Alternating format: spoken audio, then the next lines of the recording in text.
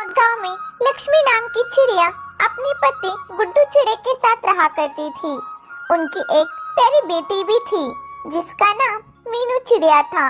लक्ष्मी चिड़िया और उसका पति गुड्डू चिड़ा दोनों भी मजदूरी किया करते थे और मजदूरी से जो पैसे मिलते थे उसमें से कुछ पैसे बचा के अपने बेटी की शादी के लिए रखा करते थे। फिर ऐसे ही दिन गुजरते गए। फिर इधर मीनू चिड़िया शादी के लायक हो गई। एक दिन लक्ष्मी चिड़िया अपने पति से कहने लगी, आज ही सुनते हो, अब हमारी मीनू बेटी बड़ी हो गई है, इसलिए अब हमें अपने ही रिश्ते में से कोई अच्छा सा वर ढूंढना शुरू कर दो और अपने रिश्तेदारों को भी बताओ कि अब हमारी बेटी शादी के लायक बड़ी हुई है और अब हम उसकी शादी करवाना चाहते हैं।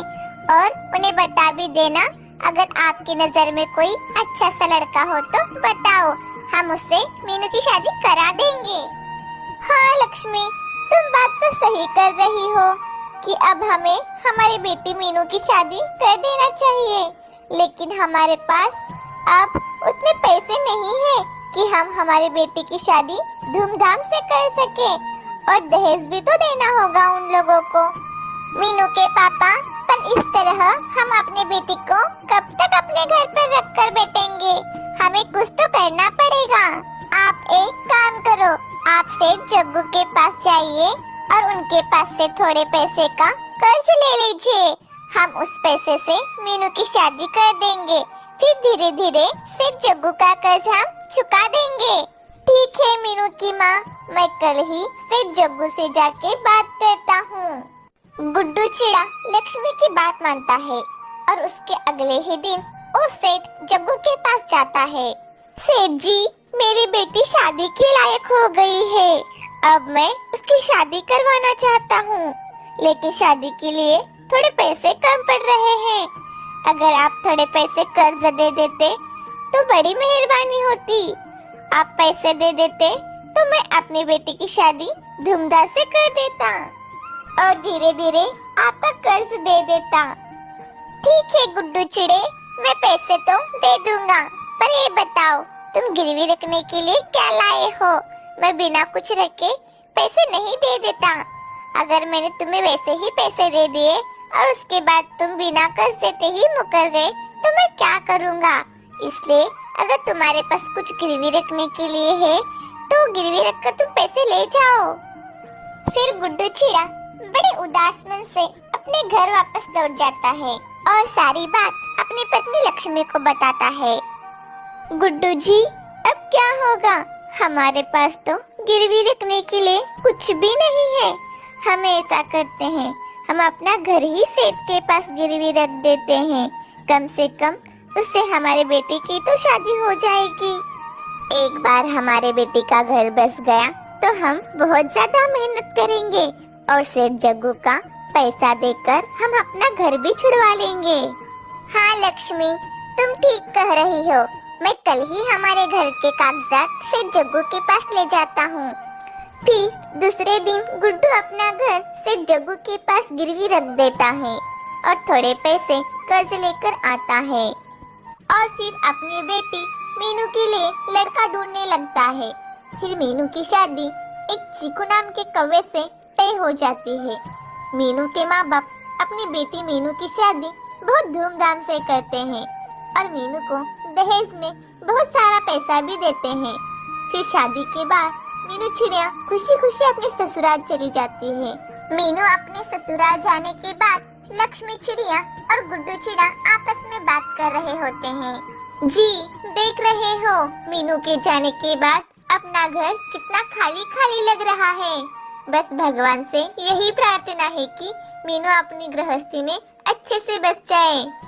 वैसे तो लक्ष्मी, हमारे दामाद चिक्कू कौवा का स्वभाव तो बहुत अच्छा है। ओ बस अब हमारे मीनू को खुश रखे। चलो, अब सब कुछ अच्छे से हो गया है। चलो अब जाके थोड़ा आराम करते हैं। सुबह हमें काम पर तो भी जाना है और सेठ का कर्ज भी तो चुकाना है हमें। फिर अब वो दोनों सोने के लिए चले जाते हैं और दूसरे ही दिन काम पर जाते हैं। कुछ दिन कड़ी मेहनत करने के बाद वो सेठ का कर्ज चुका देते हैं। मीनू के पापा, आखिरकार आज कितने दिनों के बाद हमारे सर से कर्ज उतर गया और हम अपना घर भी छुड़वा लिया। मीनू के पापा, अब मैं बहुत खुश हूँ। अब गुड्डू चिड़िया और लक्ष्मी चिड़िया खुशी खुशी से रहने लगते हैं। एक समय की बात है, एक घना जंगल था जिसमें छोटे बड़े जानवरों और पक्षियों का बसेरा था। उसी जंगल के पेड़ पर घोंसला बनाकर एक नन्ही सी चिड़िया भी रहा करती थी। एक दिन उस जंगल में बहुत बड़ी आग जग जाती है। सारे जानवर चिल्ला के इधर उधर भागने लगते हैं। भागो भाई भागो, यहाँ जंगल में बहुत बड़ी आग लग गई है। नन्ही चिड़िया जिस पेड़ पर रहती थी उस पेड़ पर भी आग लगी हुई थी। उससे भी अपना घोंसला छोड़ना पड़ता है, लेकिन वो जंगल की आग देखकर घबराती नहीं है। वो नदी की ओर जाती है और अपनी चोंच में पानी भरकर जंगल की ओर लौटती है। चोंच में भरा पानी आग में डालकर और दोबारा नदी के पास जाती है। इस तरह नदी से अपनी चोंच में पानी भरकर वो आग बुझाने की कोशिश करती है। हे भगवान, इस आग से जंगल को बचाना होगा, नहीं तो इस आग में सब जलकर मर जाएंगे। चिड़िया को आग में पानी डालता देख जंगल के सारे जानवर उसे देखकर हंसने लगते हैं और कहते हैं, अरे चिड़िया रानी, ये क्या कर रही हो? चोंच भर पानी से इतनी बड़ी जंगल की आग बुझा रही हो। पागलपन छोड़ो और अपनी जान बचाकर भागो, जंगल की आग ऐसे नहीं बुझेगी। उन लोगों की बात सुनकर नन्ही चिड़िया बोली, आपको भागना है तो भागो, मैं नहीं भागूंगी। ये जंगल मेरा घर है और मैं अपने घर को बचाने के लिए पूरी जी जान से कोशिश करूंगी, फिर मेरा कोई साथ दे या ना दे। चिड़िया की ये बात सुनकर सभी जानवरों का सर शर्म से झुक जाता है।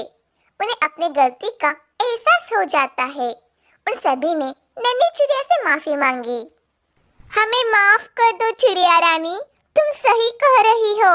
जंगल हमारा घर है और हमारे घर को बचाना हमारा फर्ज है। फिर सभी जानवर चिड़िया के साथ जंगल में लगी हुई आग बुझाने की कोशिश करते हैं। आखिरकार उनकी मेहनत रंग लाती है और जंगल की आग बुझ जाती है।